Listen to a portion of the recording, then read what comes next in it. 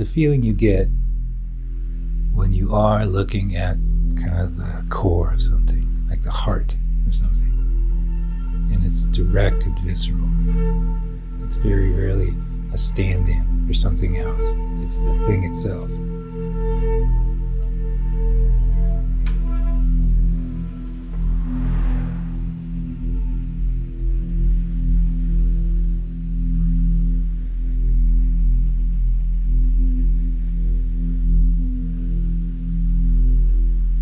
I've spent all of my adult life kind of in a photographic dialogue in one sense or another with the Central Valley of California, which is the place I'm from and where I've lived my entire life. I think we're all kind of inevitably shaped by the places we come from, the environments we grow up in, and that's just something that's part of the human experience.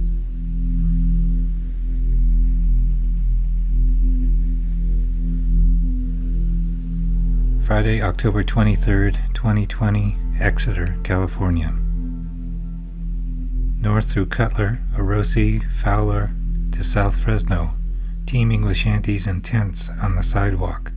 Then west and south through dusty and dry farmland to Huron, where old men, some wearing masks, pass the evening on roadside benches. East to Alpaugh, where several families hang laundry out to dry in the evening. Through Early Mart to Poplar, where a walnut orchard has been recently toppled, the giant trees pulled out, lying on their sides, the roots of one tangled with the branches of another, together reaching toward the sky.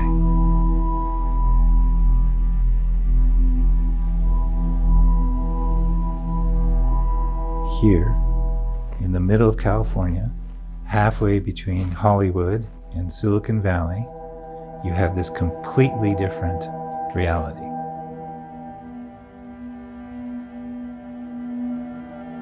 And it was a very clear, straightforward role for photography to fill there, to describe that reality.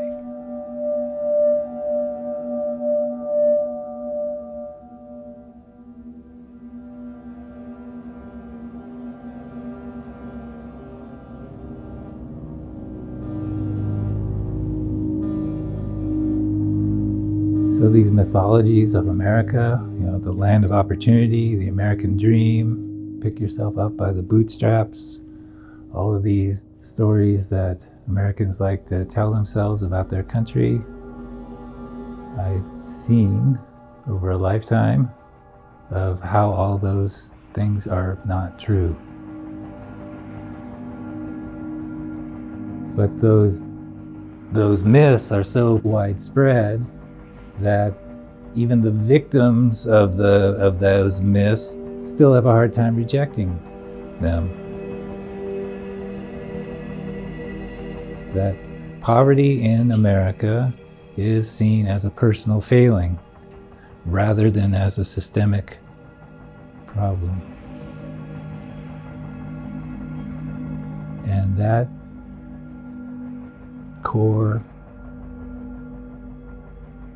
contradiction, I guess, or sleight of hand, really, if you think of it in that way, is something that just has animated my work, my thinking about what America is, the brutality, kind of really, of the American system. There came a time in my work where I started to wonder, okay, how many other places in America are there like the Central Valley? How many other places are a part of the geography of America, but not part of this American dream?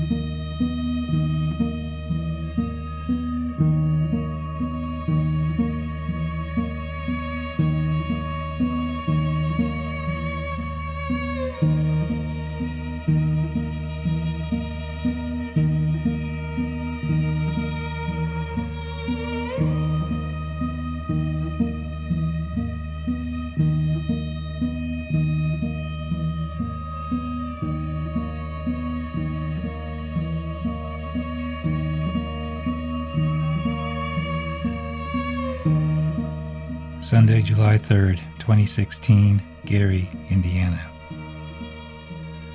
Gary is a ghost town. Broadway still runs past City Hall to the main gate of U.S. Steel, but the grandeur of that entrance has been lost. PLS check cashers and payday loans is the only open business along the road, and gray painted plywood covers the broken windows lining the sidewalk. Don't Give Up is spray painted across one of them.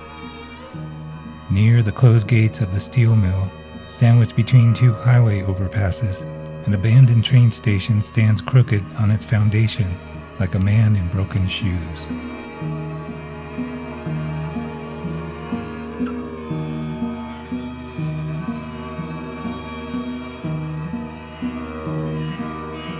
The question I was seeking to answer was a personal question, which was how to make sense really of what I had seen and experienced in the Central Valley over all these years.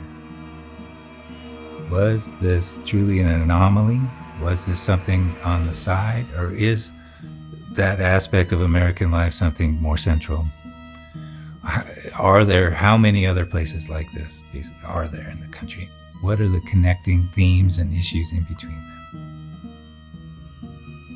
And what I had found is, in fact, there are a multitude of Central Valleys across the United States, and it started a process of my very questioning the idea of what does America mean?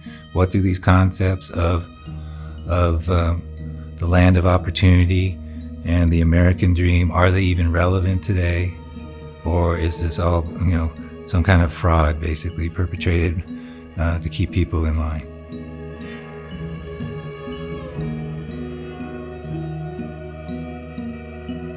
Tuesday, August 13th, 2019, Tuba City, Arizona. I talked with Jeremiah, Jacob's brother, who sells his blood to make ends meet. I hitchhike down there and get cash back. It's a source of income, and sometimes I use that to pay for our water, for our propane, stuff we need around the house, paper towels, necessities. But you're weak sometimes.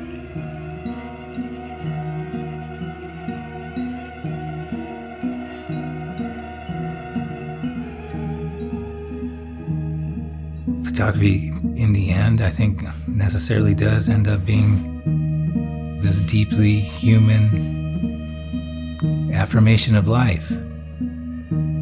Even the difficult parts. It's a way of trying to reckon with those difficult parts and a way of trying to make sense of the world. That's profoundly human.